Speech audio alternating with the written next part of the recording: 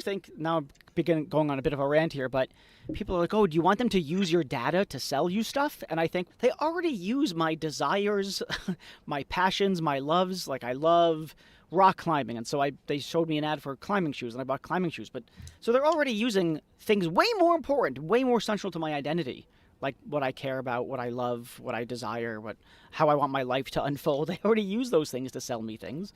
Using my data, meh, okay, that seems pretty sufficiently far from my identity that I can't get myself worked up about it. So, yes, there's a statistical type of manipulation that privacy touches on, which invokes our fears and which I think is difficult to assess Mm, the impact of. And I think you're right. It's also difficult to assess the morality of.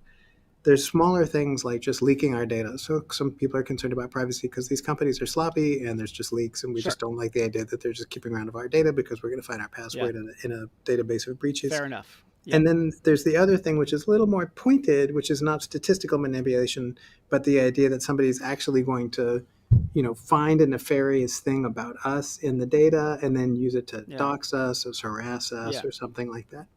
And I, Yeah. I think that's one of the things that draws people to encryption is the idea Sure. that I can communicate a message that even if a nefarious bad actor gets hold of the encrypted message, they won't be able to harass me Yeah.